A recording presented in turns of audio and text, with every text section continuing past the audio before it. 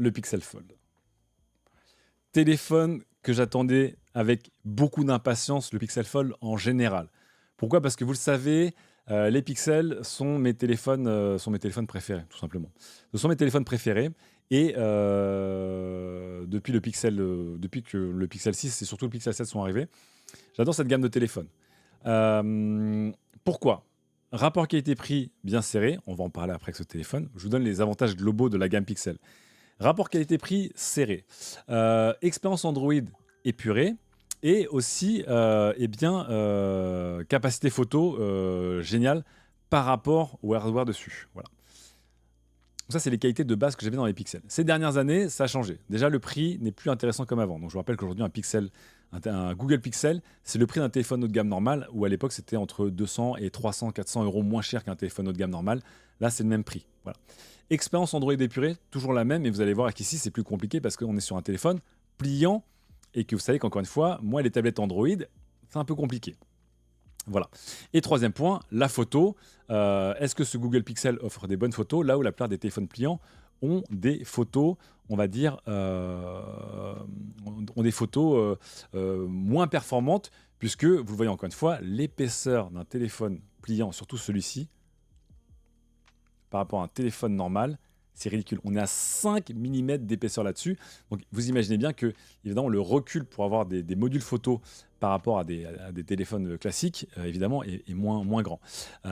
Pareil pour le point autonomie. Est-ce que c'est une bonne autonomie? Parce que, pareil, on a une batterie qui est petite.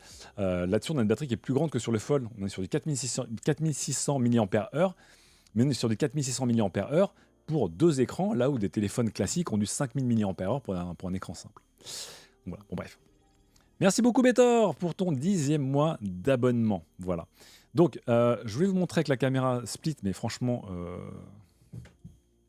ma caméra, qui est avec un Pixel 7 Pro d'ailleurs, elle est un peu cata. On va quand même réessayer pour que je vous montre de près. Voilà. Mais, donc, ensuite, les téléphones pliants. Pour vous donner un petit peu, bonjour boîte à cookies, pour vous donner un peu le contexte.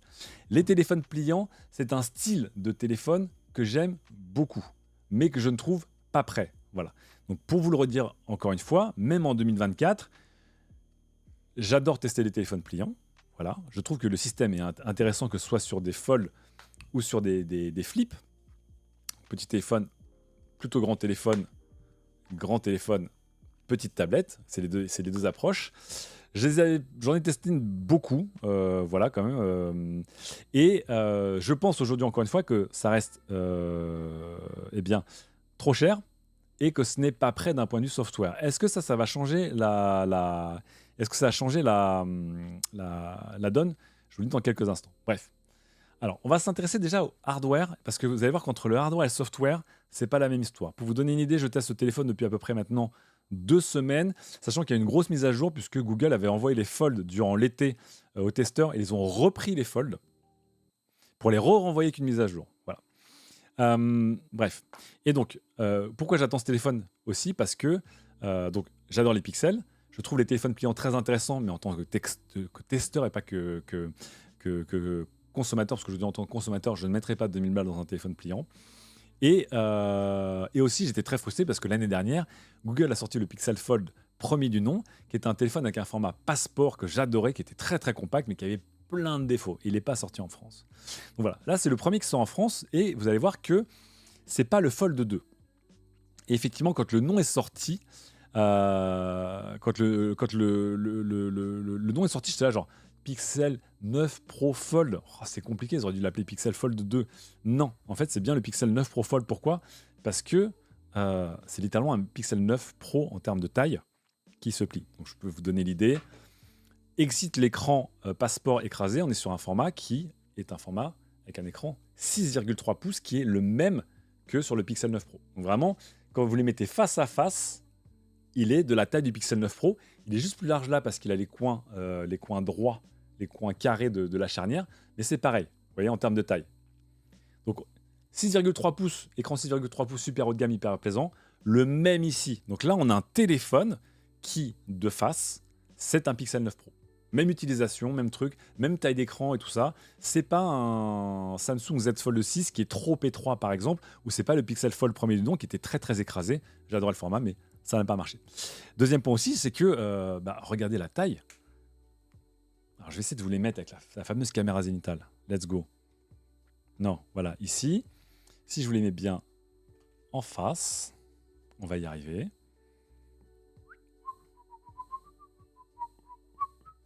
Sur l'épaisseur, on est sur quelque chose qui est très proche, parce qu'on est entre 7 et 8 mm sur le Pixel 9, et on est à 10 mm sur le Pixel Fold. Vous voyez, attends, j'essaie de bien les caler en face. C'est une galère monstrueuse. Voilà. On est très proche en termes d'épaisseur. Très proche. Vous voyez ici? Donc là, d'un point de vue hardware, autre bon point, le téléphone est hyper fin. Ça veut dire que de face, c'est un Pixel 9 Pro, et de côté, on est sur un téléphone, franchement, il est plus épais qu'un téléphone normal, mais à peine. Et quand vous le déployez, c'est juste hallucinant. C'est ultra fin. Une fois qu'il est déployé, c'est vraiment... c'est épais comme un iPad Pro. Attends, je vais virer mon clavier pour que le focus soit mieux. C'est 5 mm. C'est simple, c'est 5 mm. Vraiment, la finesse, elle est monstrueuse. Je vous mets le Pixel Fold, pareil, à côté pour vous donner un peu l'idée de l'épaisseur du Pixel normal, pardon, à côté du Pixel Fold. Vous voyez, c'est génial. Donc, est-ce que le poids dérange pas? Non, le poids c'est 250 grammes, il y a plus léger. Le Samsung Z Fold 6, si je n'abuse, est 15 grammes plus léger. Mais le poids, ça va. Voilà, le poids, ça va. Et surtout, c'est un téléphone qui, en tant que téléphone normal, fonctionne, contrairement au Z Fold 6, qui a un écran bizarre. C'est un téléphone qui est pas très épais. Voilà, on dirait un téléphone, quoi. Un peu plus épais, mais on dirait un téléphone. Donc ça, c'est le premier vraiment très bon point du Pixel Fold, c'est que vous l'avez en main, vous dites waouh, c'est cool. Ça ressemble à un téléphone normal qui en plus peut grandir. C'est pas juste un téléphone pliant qui, une fois qu'il est plié, il est un peu chelou. Vous voyez ce que je veux dire? C'était ça le Z Fold Samsung. Là, c'est pas pareil. Donc ça, il y a un truc.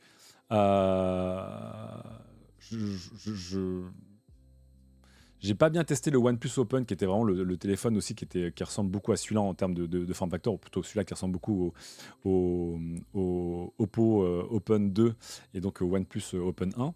Mais voilà, le form factor du téléphone, il est quasiment parfait. Est-ce qu'il n'y a pas de jour entre les deux écrans? Non, il n'y a pas de jour. Quand c'est plié, c'est vraiment... Attendez 2 secondes. Hop, quand c'est plié à plat. Attendez, je vous le mets bien... J'essaie de me retrouver avec la caméra. Voilà.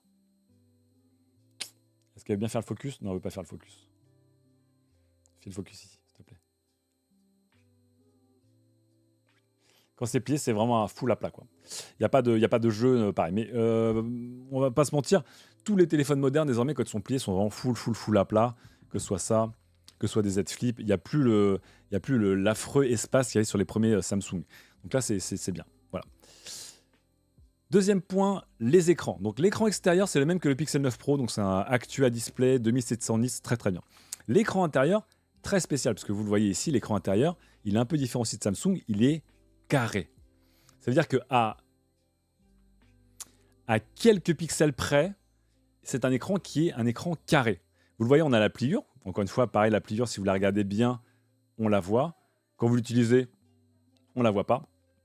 Mais l'écran, il est quasiment carré. Pour vous donner une idée, il fait genre 2000 pixels de large sur 2100 pixels de haut. Donc quand vous le tenez comme ça, il est légèrement en portrait. Mais quand vous regardez une vidéo YouTube, que ce soit comme ça ou comme ça, la taille est globalement la même. Voilà. Donc c'est un écran qui est quasi carré. C'est pareil, c'est un format qui est assez spécial puisque, pour vous donner une idée, le Galaxy Z Fold, quand vous l'ouvrez, il est vraiment vertical. Il est vraiment plus haut qu'il est large. L'ancien Pixel Fold, il était plus large qu'il était haut. Celui-là, il est à peu de choses près, il est carré. Ce qui, dans pas mal d'utilisations, est top, mais je vais parler du software après, mais qui crée aussi des problèmes parce qu'Android. Bref. Luminosité de l'écran, fluidité, 120 Hz, c'est tout top. L'écran intérieur, quand je l'ouvre, il est vraiment grand. Les bords sont fins. C'est un écran de 8 pouces de diagonale quasiment carré. Il est superbe. Il est vraiment, il est superbe. Voilà. Il y a ici, vous le voyez, ils ont le poinçon pour le selfie qui est désormais disponible ici. Ce qui ne me dérange pas, je le trouve bien placé, il est discret. Et surtout, ça retire les deux barres du haut et du bas, parce que je vous rappelle que le Pixel Fold premier du nom avait des barres en haut et en bas. Et là, évidemment, on a des bords fins, c'est beaucoup plus pratique et ça rend plus hommage, encore une fois, à la taille de l'écran. Donc, sur le hardware, quasi sans faute. Dernier point où je ne peux pas encore en avoir un avis clair et net parce que j'en ai pas fait assez, mais les photos de ce que j'ai pu faire. Attendez, parce que j'ai que des photos de ma fille. Voilà, parce que je suis un papa gâteau. Les photos de ce que j'ai pu en faire. Je ne vais pas vous montrer des vidéos. Voilà, j'aurais dû faire des photos de test, mais bon, bref. Je n'ai pas utilisé assez longtemps pour le faire. Les photos sont bonnes. Les photos sont bonnes. Je m'attendais à pire que ça, mais pour l'instant, le rendu des photos est plutôt juste. Le module principal est bon, et donc ce qui est intéressant, c'est que c'est un Pixel Pro. Ça veut dire qu'il y a 3 vrais modules photo. Il y a un grand angle, un ultra grand angle et un téléobjectif 5 fois, et 2 caméras en façade pour le selfie ici ou pour le selfie à l'intérieur. Donc l'appareil photo, je n'ai pas fait assez de tests là-dessus, mais je m'attendais à faire des gros sacrifices parce que souvent les appareils photo des téléphones pliants sont bons, mais ça ne vaut pas les téléphones dédiés à ça. Donc vraiment, là, c'est le top du top. Pour l'instant, de ce que j'ai vu du Pixel Fold, c'est bon. Après, on en parlera aussi pour la partie logicielle. C'est un des problèmes des Pixel Fold, c'est que dernièrement, quand je prends des photos avec les pixels, l'amélioration du rendu avec l'intelligence artificielle, elle est presque too much.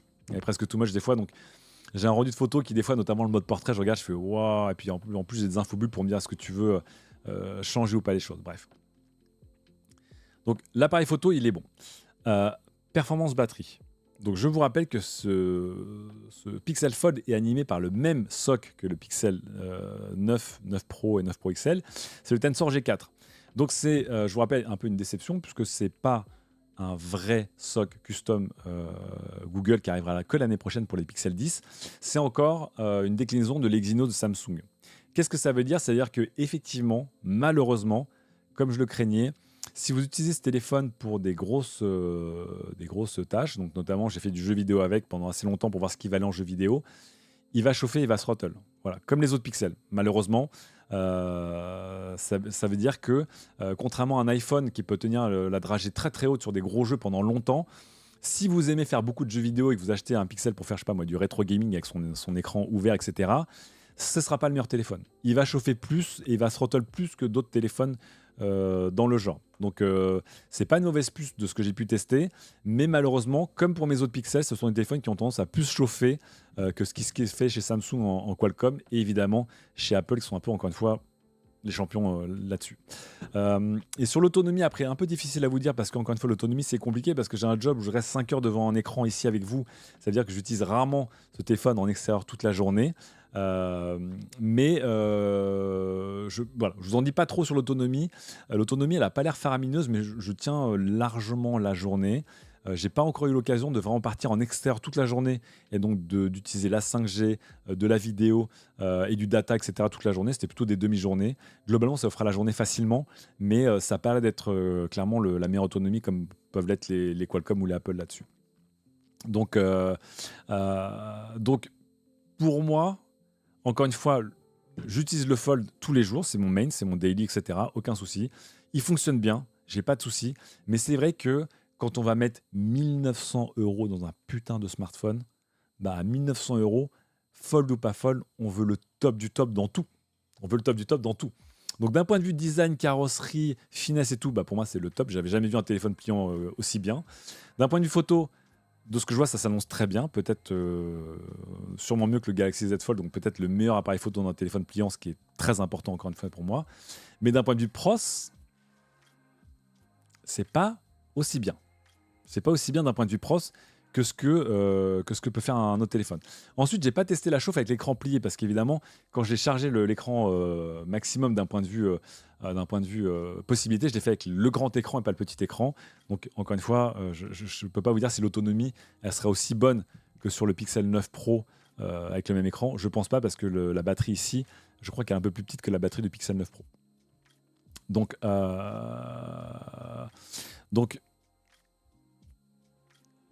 d'un point de vue hardware, pour vous donner une idée, j'aime tout dans ce téléphone. Il est vraiment assez ultime, sauf le processeur. J'aurais voulu un processeur qui m'offre moins de chauffe et plus d'autonomie, ce qui sera peut-être le cas l'année prochaine, mais ce n'est pas le cas cette année. Et encore une fois, ce qu'on peut pardonner à un téléphone à 300 €, c'est difficile à pardonner à un téléphone qui en vaut 1900. Voilà. Et encore une fois, c'est l'ère des Google Pixel, qui étaient des flagship killers, qui offraient un rapport performance-prix complètement dingue par rapport à la concurrence, est terminé. Ce téléphone coûte plus cher que le Z Fold de Samsung, qui est le téléphone pliant le plus connu du marché, numéro 1 des ventes. Et ce téléphone vaut le prix d'un iPhone, tout simplement. Donc voilà. Les défauts deviennent difficilement pardonnables par rapport à des Pixel 6 ou des Pixel 7, notamment, qui avaient un rapport qualité-prix incroyable, et le Pixel 8 qui était déjà un peu plus cher qu'auparavant. Voilà. Maintenant, on passe là où ça pêche un peu. Alors, sous couvert de Android 15, on va en parler après, mais le gros problème, encore une fois, des téléphones Android pliants, mais des tablettes Android en général, c'est, je vous rappelle, la gestion d'un grand écran. Donc, un grand écran comme ça, il y a tellement peu d'applications qui en prennent vraiment partie que c'en est triste. Pour vous donner une idée, je vous montre Reddit. Voilà, Reddit sur un écran géant.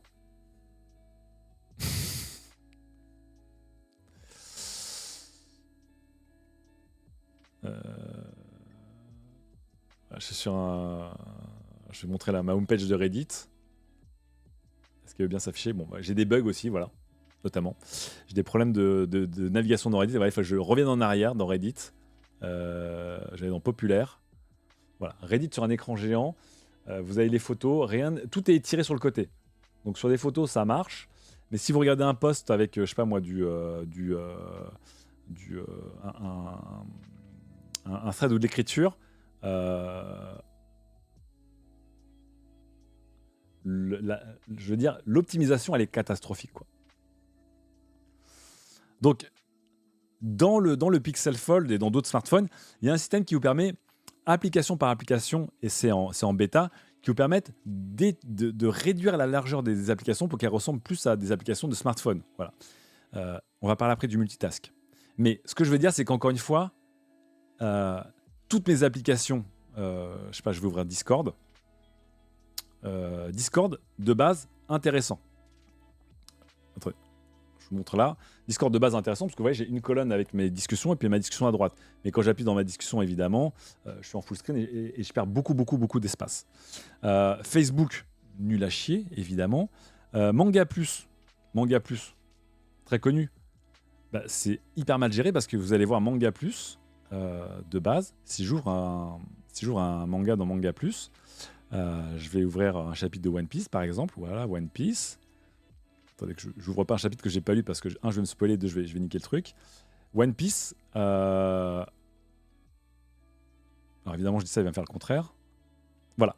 One Piece, il me met tout en double page.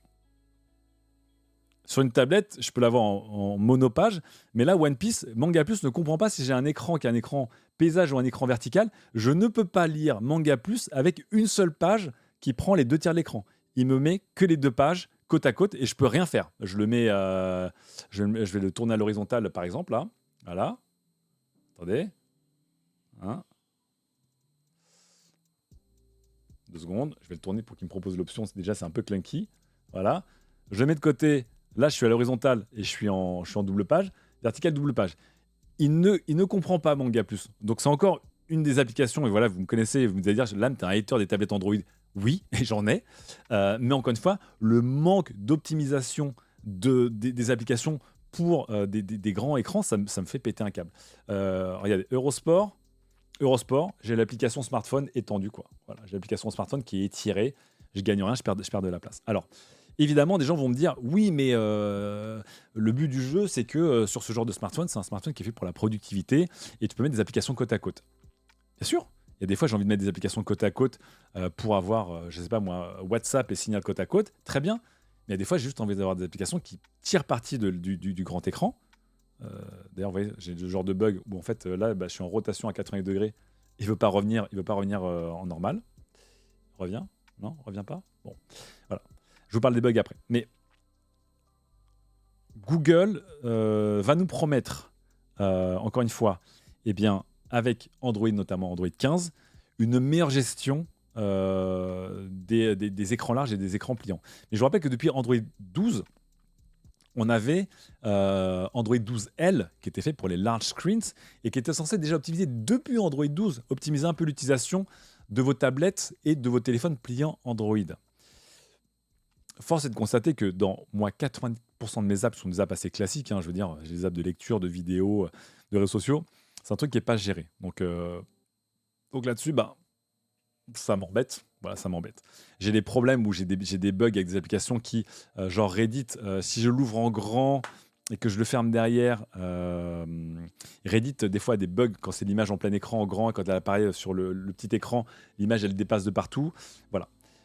Autre problème aussi, et ça c'est un manque du Fold enfin du Fold de Pixel Fold par rapport au Z Fold de Samsung, c'est que je ne peux pas avoir deux bureaux différents. C'est-à-dire que là, vous voyez ici, ça, ce home screen ici, devient la partie gauche de mon home screen intérieur. Donc là, vous voyez, j'ai la partie gauche qui est mon écran extérieur, et là, c'est la partie droite qui n'apparaît que quand je l'ouvre en deux. Quand je le ferme, attendez, je vais y arriver. Voilà. Ici, ma partie droite, elle arrive si je slide. Voilà.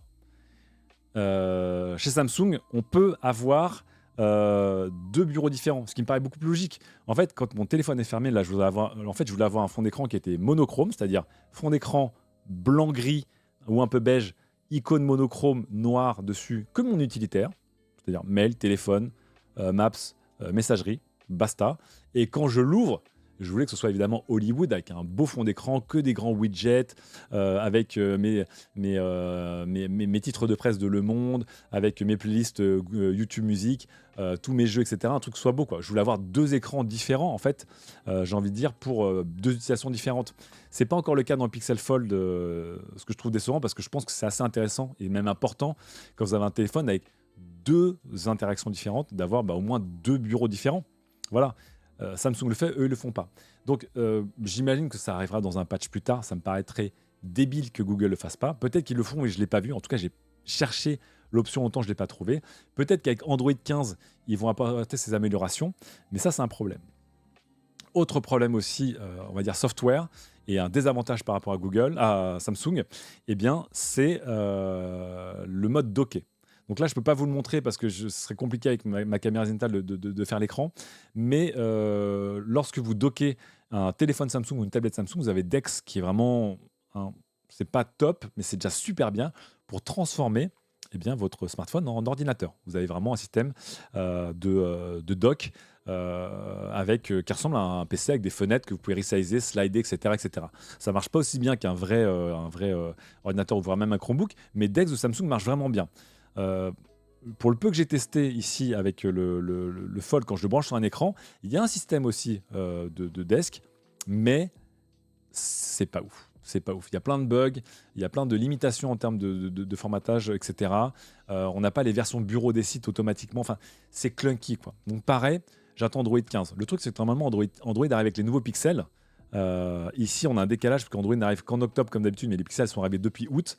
Donc là, on a des pixels qui ont dû sortir sous Android 15, mais sortent que sous Android 14. Et donc, pareil, on verra si Android 15 va arranger la situation. Mais vous le voyez, ça cumule plein de petits désagréments, je trouve, dans l'utilisation du téléphone, qui font qu'encore une fois, on peut vivre avec. Mais quand on a claqué 1900 bahts dans un téléphone, c'est vraiment très très énervant de se dire c'est pas bien foutu, c'est pas optimisé, ça bug un peu, c'est un peu grossier, c'est un peu feignant, attends la prochaine version. Voilà, je pense que ça me pose un problème. Et ma déception principale du Pixel Fold, c'est qu'il n'a pas résolu ces problèmes, loin s'en faut. C'est-à-dire qu'en fait, l'expérience en elle-même, je la trouve moins mature que sur le Galaxy Z Fold 6 de Samsung, que j'ai un peu pris en main, pas longtemps, mais j'ai un peu pris en main, il ressemblait beaucoup au suivant, mais qui avec One UI 3.1 est plus mature. Autre point aussi, en plus, il a un stylet, là il n'y a pas de stylet. Donc c'est peut-être le seul format de smartphone où je me dis qu'il y a des gens qui auront peut-être envie d'avoir un stylet. Les Galaxy Fold utilisent le stylet, lui n'utilise pas le stylet. Enfin, il n'est même pas compatible avec un stylet. Donc, on se retrouve avec un deuxième modèle de Pixel Fold de chez Google qui a fait la moitié du chemin. Ça veut dire que le hardware, je le trouve top. Il est beau, il est agréable, il est fin, il est utilisable comme un téléphone normal. Les photos sont plutôt bonnes. Voilà. Bon, il chauffe un peu. Plus que la concurrence, ça m'embête. Mais pour le reste, je suis là genre, waouh, j'ai enfin entre les mains un téléphone pliant qui, d'un point de vue hardware, fait sens. C'est-à-dire que les concessions par rapport à un téléphone normal sont assez minimes. Et l'avantage, évidemment, que ça offre, il est assez énorme si vous aimez faire du split screen. Je vous en fais un ici. Ou faire de la productivité ou faire du média ou du jeu vidéo en grand écran, oui, là, il n'y a pas de souci, c'est top. Mais à l'utilisation, c'est pas encore mieux. Ça fait... attendez 2 secondes. Pardon. Ça va faire maintenant 6 ans que les téléphones pliants sont sortis sur le marché. Et je pense qu'aujourd'hui... c'est même 6 ans plus tard, je pense que l'expérience d'un flip, je la trouve bonne parce qu'en vrai, un flip, l'usage principal, c'est cet écran-là qui est un écran de téléphone classique, donc c'est plus facile. Mais l'équation posée par le format Fold, c'est-à-dire un smartphone normal plus une petite tablette, je pense que cette équation n'a toujours pas été résolue de manière satisfaisante par aucun constructeur Android. Et Apple, de toute façon, ils ne sont même pas là-dessus. Et même, je vous disais, avec Apple, je ne sais même pas ce que Apple ferait, puisque Apple, ils ont dissocié leur OS pour avoir iOS pour les smartphones et iPadOS pour les tablettes, là où Android, désormais, c'est Android et Android L pour tout le monde. Que ferait Apple si un jour ils sortaient un iPhone Fold? Est-ce qu'on aurait un iOS ici et un iPadOS à l'intérieur? Mais ce qui voudrait dire qu'en fait, il n'y a pas de lien entre les deux applications une fois que vous ouvrez ou vous fermez. Est-ce qu'ils tenteraient d'agrandir iOS pour des résolutions et des ratios d'écran exotiques? Puisqu'encore une fois, aujourd'hui, le problème d'Android, c'est que vous avez des écrans extérieurs qui globalement sont en 29e, donc ça va. Mais les écrans pliants à l'intérieur, en fait, c'est chacun son école. C'est que si vous allez chez Oppo, chez Samsung, chez Google, et même au sein de chez Samsung, au sein de chez Google, vous avez des ratios et des homothéties d'écran différentes. Donc c'est aussi un cauchemar en termes d'UI. Donc voilà. Merci beaucoup, Latch, pour ton abonnement de niveau 1. Merci beaucoup à toi. Donc voilà. Est-ce que le Pixel Fold est le meilleur téléphone pliant du marché? Je pense. J'ai pas assez essayé le OnePlus Open, qui était le meilleur de l'année dernière. Mais je pense que je le trouve beaucoup plus séduisant et intéressant que le Fold d'un point de vue écran, finesse, etc. etc. Voilà. Est-ce que je peux vous conseiller de l'acheter pour un téléphone de tous les jours, etc., qui fait son job? Non. Non. Honnêtement, je peux pas. Et on se donne rendez-vous, on va dire, pour une mise à jour de ce test quand on aura Android 15. Android 15 qui est censé encore améliorer une fois de plus la situation en termes de grand écran et d'UI et d'UX sur les grands écrans. Devrait aussi améliorer la situation sur la fonctionnalité de docker quand vous dockez un moniteur pour faire un ordinateur, ce qui est un usage assez utile pour ce genre de téléphone. Voilà. Aujourd'hui, on a avancé, on a fait un grand pas en avant. Et j'ai envie de dire, ce qui semblait être le plus dur, c'est-à-dire le hardware, a été résolu, quoi, en grande partie. Vraiment, c'est plat, c'est fin, c'est beau. Voilà. Je pensais que ce serait le plus gros casse-tête, ce serait la charnière, etc. C'est résolu. Franchement, c'est des téléphones matures, bien et tout. Et ce que je pensais qui serait le plus facile à faire, c'est-à-dire avoir un OS et des applications, un suivi qui irait, 6 ans plus tard, c'est toujours pas le cas. Voilà. Donc voilà, c'était mon test du Pixel 9 Pro Fold. Superbe téléphone. Attendez. Superbe téléphone. Attendez. Même si en général, je déteste de dire attendez, l'année prochaine, ce sera mieux. Attendez, l'année prochaine, ce sera sûrement mieux. Surtout à 1900 balles.